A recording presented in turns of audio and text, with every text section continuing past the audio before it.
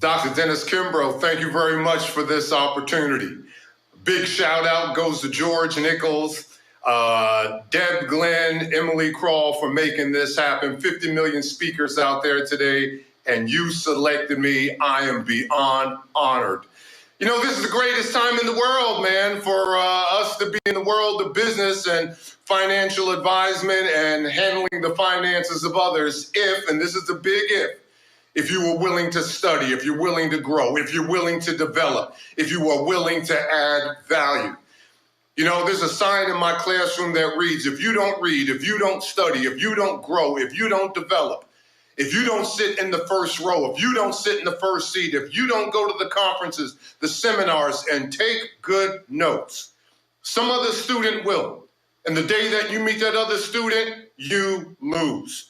So this conference is extremely important and extremely effective. As I said, a big shout out goes to George Nichols and his teams. You are making a difference. Only 4 things in life you want to do. Number 1, you want to make a difference. Number 2, you want to make a difference with somebody else who wants to make a difference. Number 3, you want to make a difference with somebody else who wants to make a difference doing something that makes a difference. But number 4, you want to make a difference with somebody else who wants to make a difference doing something that makes a difference at a time when it makes all the difference in the world. And this is the time. I bring you greetings from my school, Clark Atlanta University, School of Business, where I've been on the faculty for more than 20 years. And let me just ask you, if you don't know about our grand institution, it's a consolidation of 2 schools, Clark Atlanta and Atlanta University. Atlanta University, founded in 1865, the oldest Black graduate school in the nation. 4 years later, Clark College, founded in 1869. You come to my office 318 in the School of Business and you take 300 steps to your right, you find yourself smack dab in the middle of Spelman College, founded in 1881. One of my 3 daughters is a Spelman alum.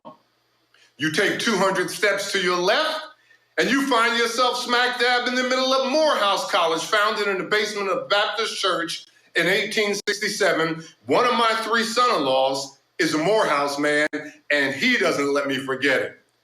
But I can say with all pride, sincerity, and humility, down our halls walk some of the sharpest business students in the country. Everybody on that campus knows my classroom. Why? Because I got a sign on my door that reads, if you don't want to work hard, you don't belong here. And if you don't want to lead, under no circumstances, go through these doors. And then if you have the sincerity and pride and courage and guts to actually walk through my door, you take 5 steps and you find another sign on the wall that reads, mediocrity is not the standard in this class. Now, you can be mediocre someplace else, but you can't be mediocre here. Now, who in the world taught me that?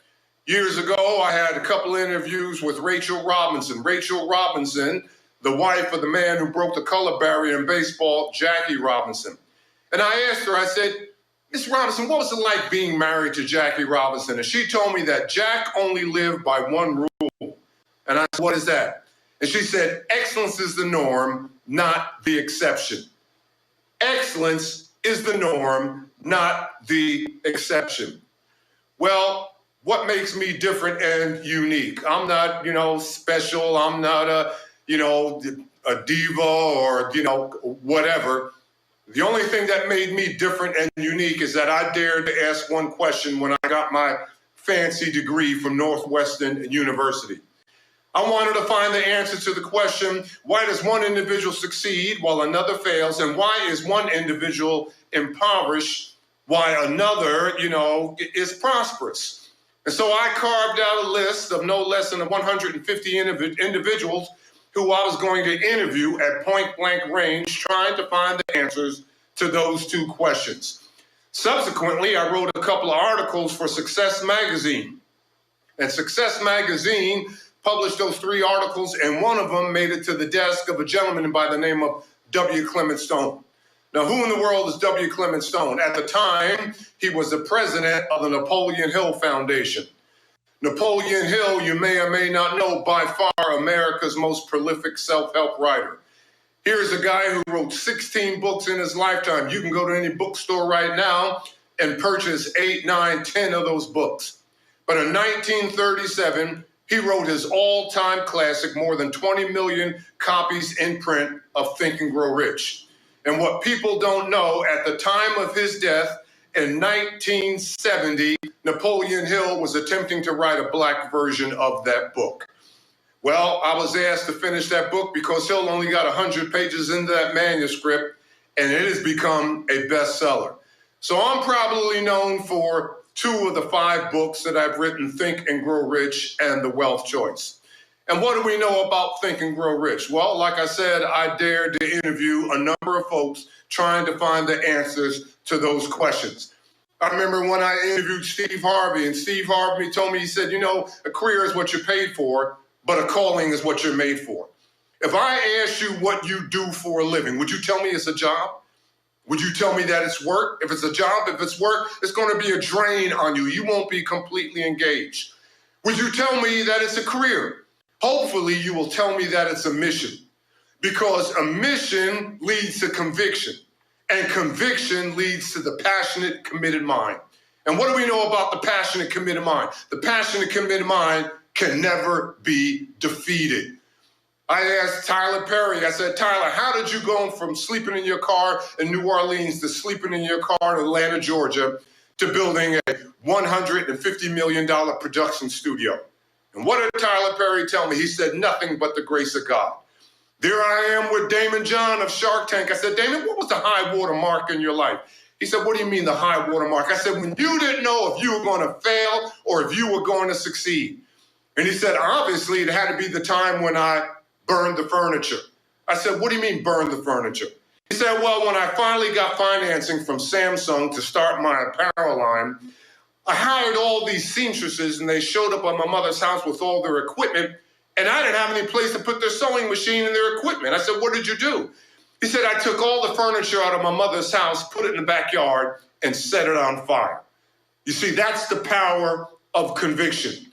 I remember the first interview I had, it was with Andy Young. Here is a man who walked hand in hand, side by side, arm in arm with Dr. Martin Luther King. And I said, Mr. Ambassador, I said, you know, what was it like marching with Dr. King? And he said, I'll never forget what he told me. He said, you know, we integrated the lunch counter, but we failed to integrate the dollar. And I said, how do you integrate the dollar? He says, somebody has got to show us the traits, the keys, the qualities of how to effectively compete in a capitalistic economy. And let's get this straight, financial advisors. Capitalism, as you know better than me, is not a dirty word. You take the word capitalism, write it on a piece of paper, C-A-P-I-T-A-L-I-S-M. And you take the Latin derivative of the word capitalism, C-A-P-U-T, kaput.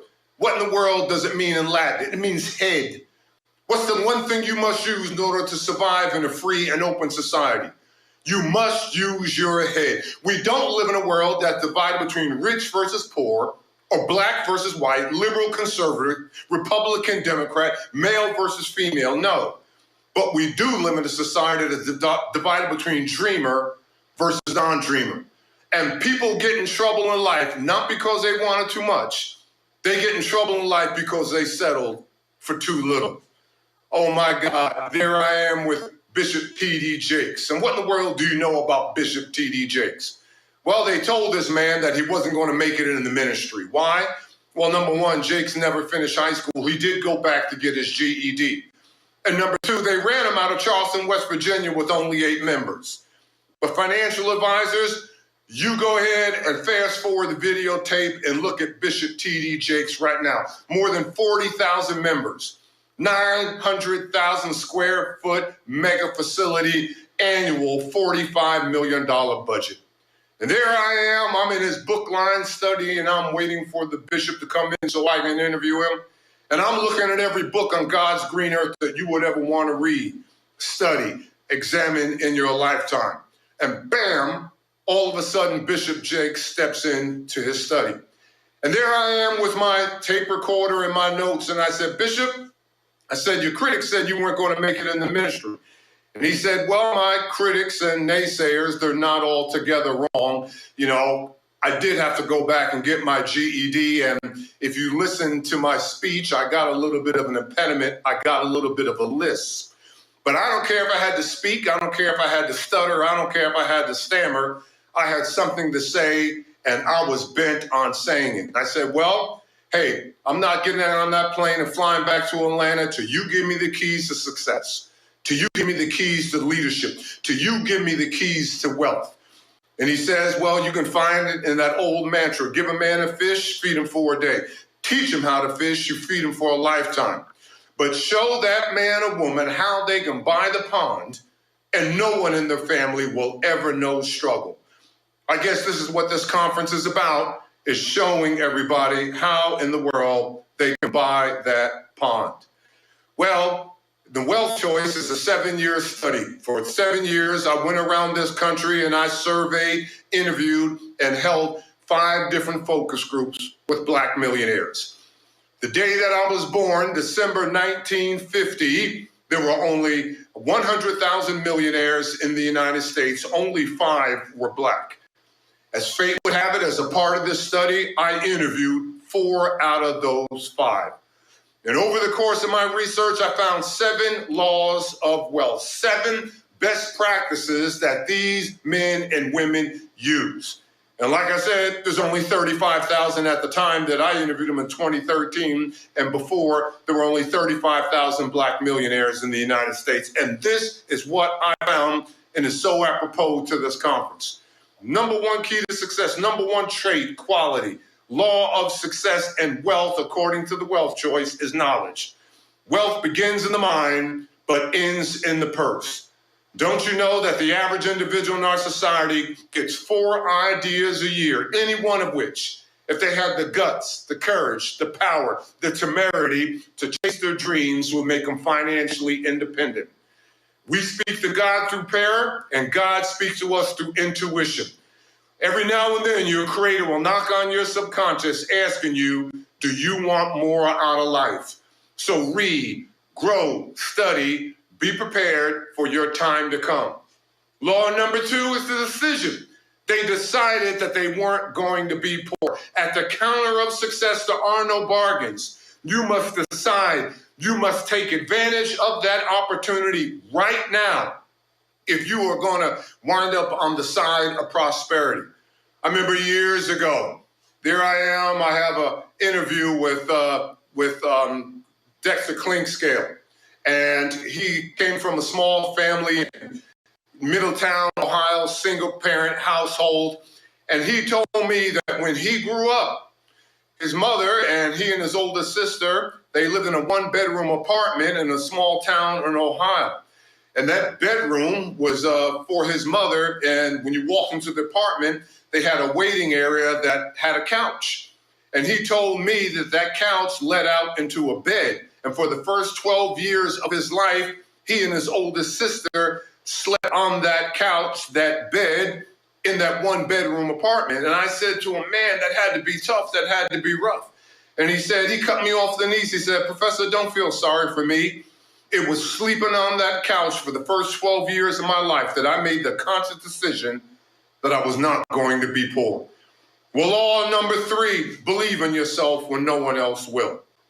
Believe in yourself when no one else will. Faith is not an act. Faith is visionary. What did Martin Luther King say? Faith is the ability to take the first step without seeing the staircase. The 4th law, to thy own self be true. Find your unique gifts. In other words, find your area of excellence. Do you even know your area of excellence?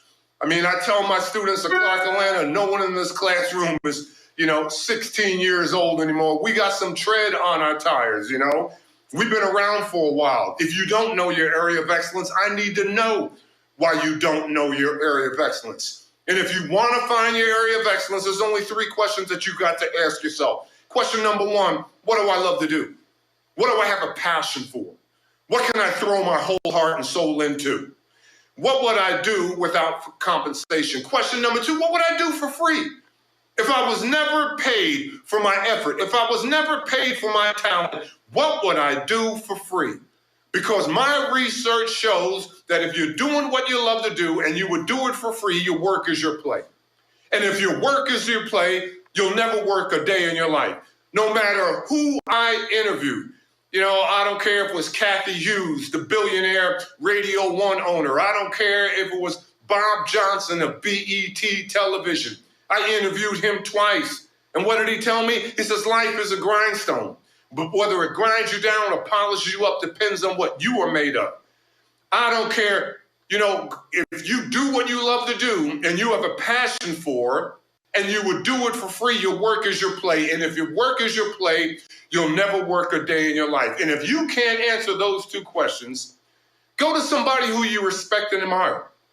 Ask him or her, what do you see me as? What do you think I would be good at doing? Whenever we go over this process of finding your area of excellence in my MBA class, I bring a bottle of champagne into that class. Why?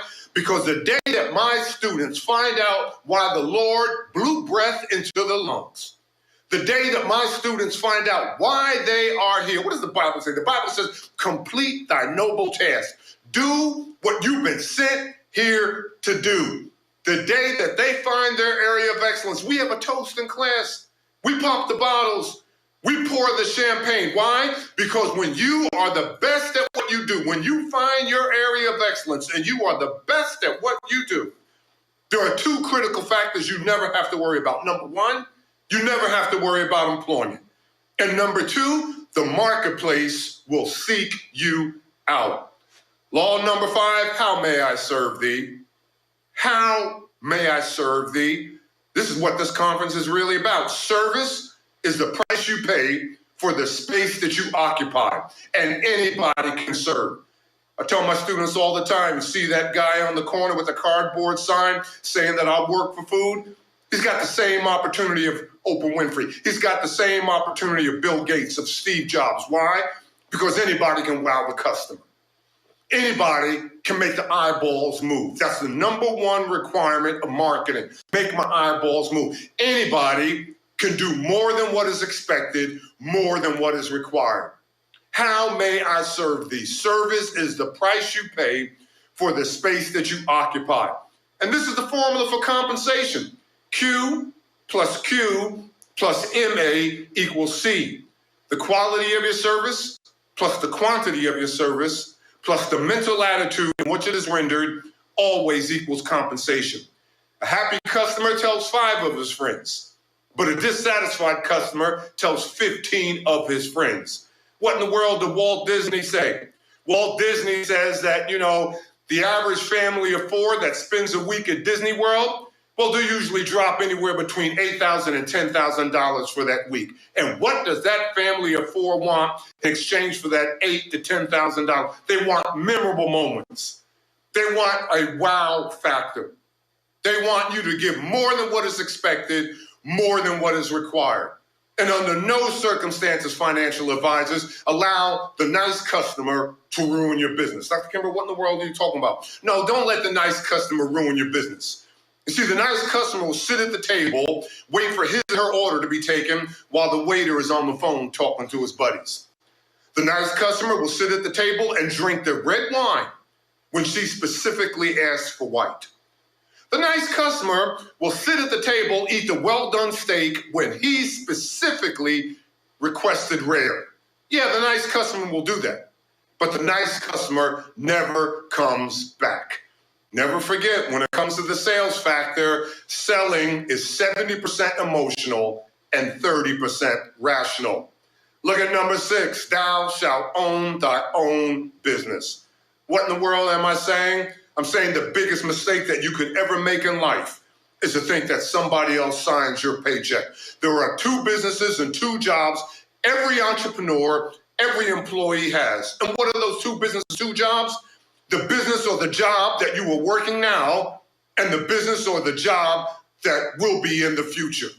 And make no mistake about it, in this hyper-competitive economy, this virtual, this remote economy, we are moving unbelievably fast. Unbelievably fast. And you have got to add value every step along the way.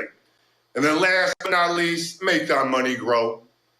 Make thy money grow. It's not how much you earn, it's how much you keep. Make thy money grow. There I am with W. Clement Stone. W. Clement Stone at one time was one of the wealthiest in the United States. And there I am, I'm in the dog days. 7 years it took me to write Think and Grow Rich, A Black Choice. 7 years of financial hell and high water. 7 years, 5 times almost lost my house. I did lose 2 cars in the process. A couple times I had my water and electricity cut off in the house. 7 years. But the Bible says it came to pass, not it came to stay. And there I am with W. Clement Stone.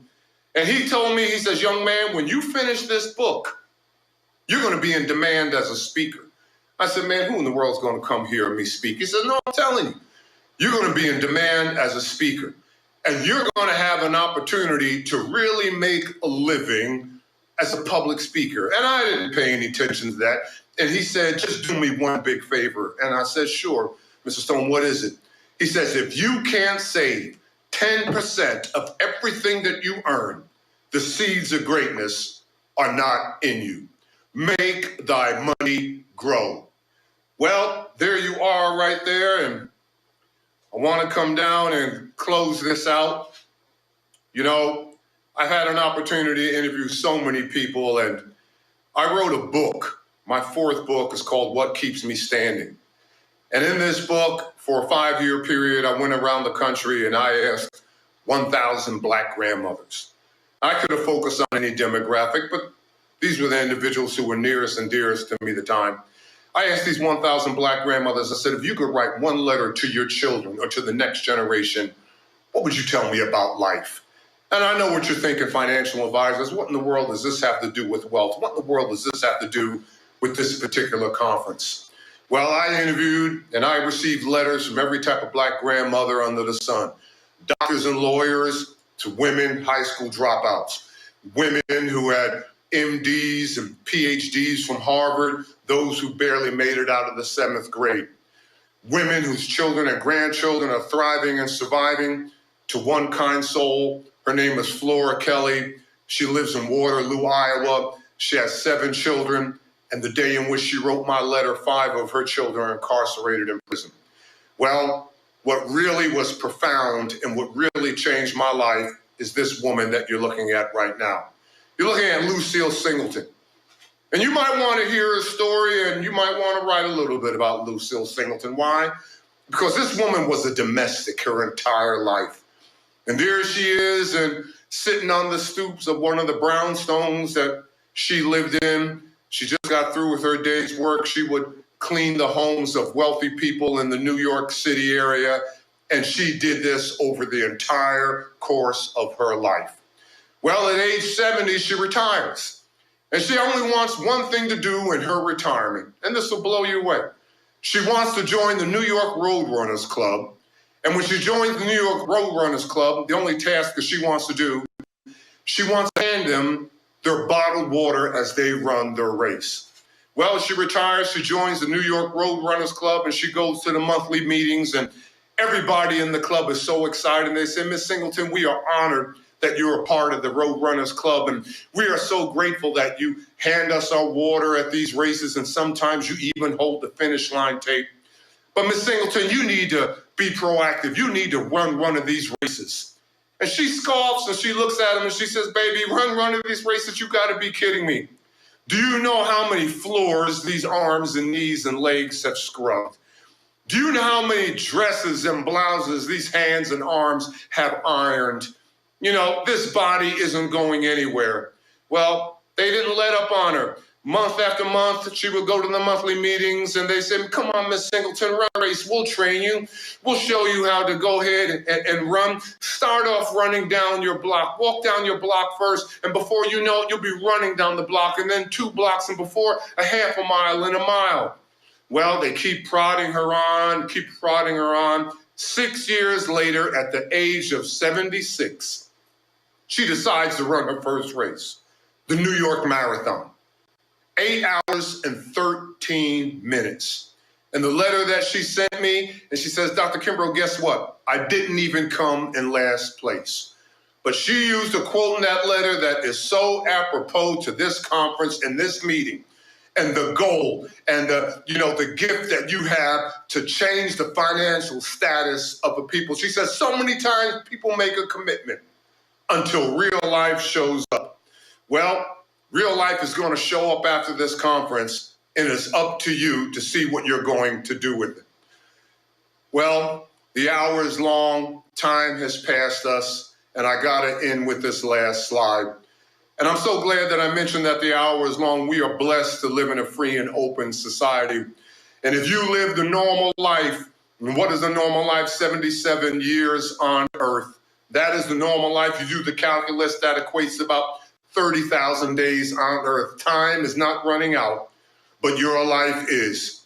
And if given a choice, let people waste your money, but don't allow anybody to waste your time. There's not an individual at this conference that knows how much time you have. If I said to everybody seated or everybody watching this remote and virtual, conference, if I said, how much money, if I asked you how much money in your possession, everybody that's logged on could tell me how much money you have. You can go to your banker, you can go to your financial advisor. If you're like my mother who transitioned many years ago, she can go in her closet, look between the pages of her Bible, and you can come back in an hour and you can tell me, if not down, to the dime, you can certainly tell me down to the dollar how much money is in your possession. But I doubt if there's anybody on this call, anybody that's remotely connected to this talk can tell me how much money, how much time you have. And if you're like me, you don't want to know. So let people waste your money, but don't allow anybody to waste your time. Why? Because I found out years ago, who in the world are you looking at? That's W.B. Du Bois. His picture is on my wall in my office. And what do you know about W.B. Du Bois? I doubt if you would even have this conference if it wasn't for W.B. Du Bois. Why? Because in 1897, he wrote that classic book, The Negro in Business.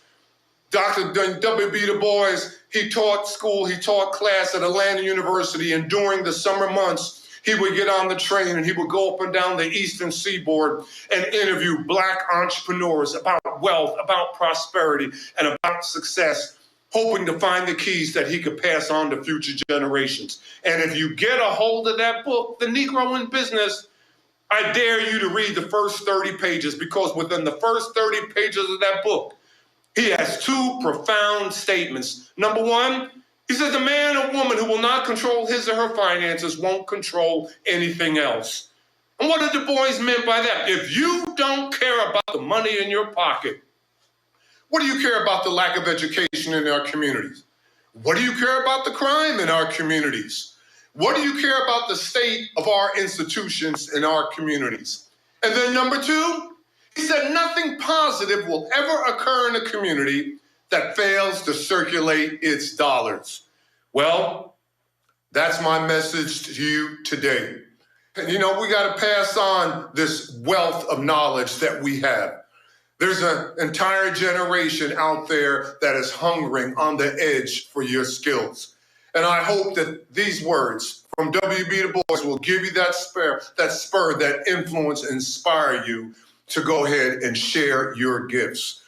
I have a quote on my wall by my light switch in my office that reads, a poor teacher complains, a good teacher explains, an excellent teacher demonstrates, but a great teacher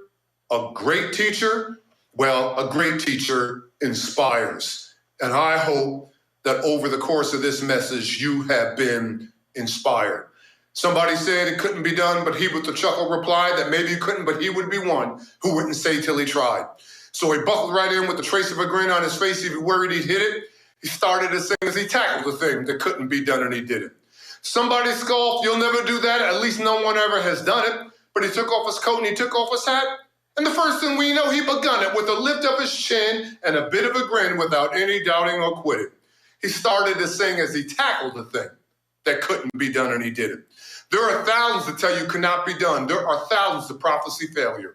There are thousands to point out to you one by one the dangers that wait till assail you.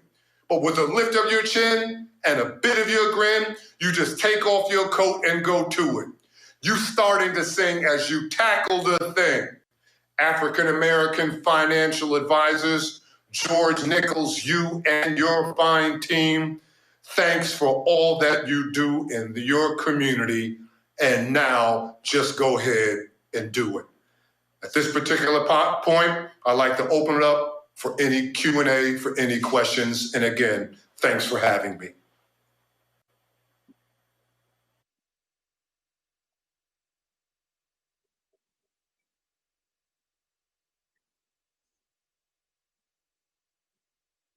Yes, mindset is everything. Mindset is everything.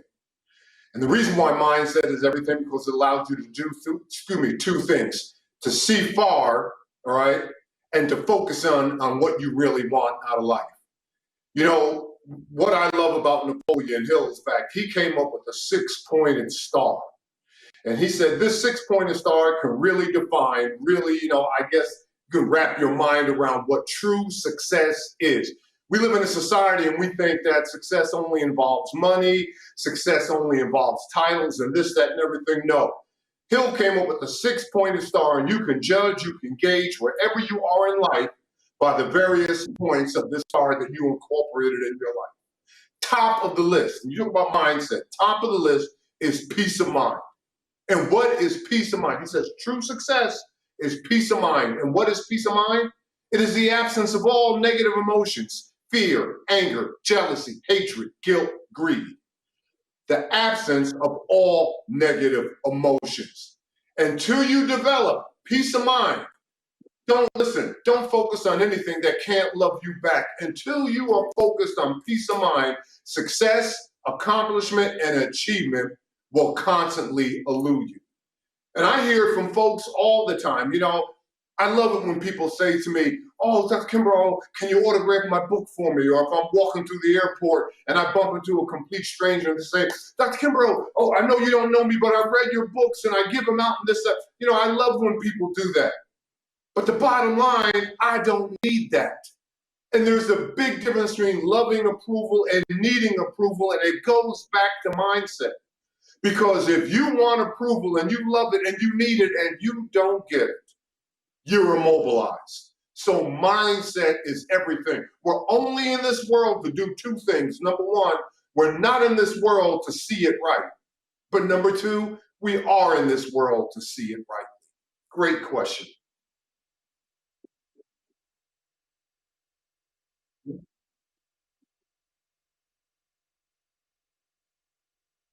How do we, like build a business with each other? Okay. Well, you got to focus on, we're talking transactional versus relationships. Now, I know this business is in the selling business. Well, selling is transactional. You make a sale, you ring the cash register, you write the invoice. It's transactional. I mean, whether you go to a fast food restaurant and get your lunch, it's transactional. 2 minutes, engage, over. But today, now, in this remote virtual society, it's relational. It's building relationships. And what do we know about relationships? Relationships is the currency of the future. You gotta build relationships. I tell my marketing students, forget selling to your perfect customer. You gotta be selling to your customer's customer. Relationships. Everybody is in two businesses: the business you're in now and the business that it's becoming. Relationships. And one is the most powerful number in the universe. One is the most powerful number. One smile can lift you up for the entire day. One firm handshake can give you the confidence that you need to make that sale. One Sunday sermon in church will put pep in your step for the entire week. One teacher just might inspire you to chase your dreams. One God put you on this planet and blew breath into your lungs, but one mother brought you into this world. Relationships versus transition. Well, thank you very much. I had a great time with you today. I hope my message and I hope this little Q&A inspires you to really make a difference in this world. Thank you very much and goodbye.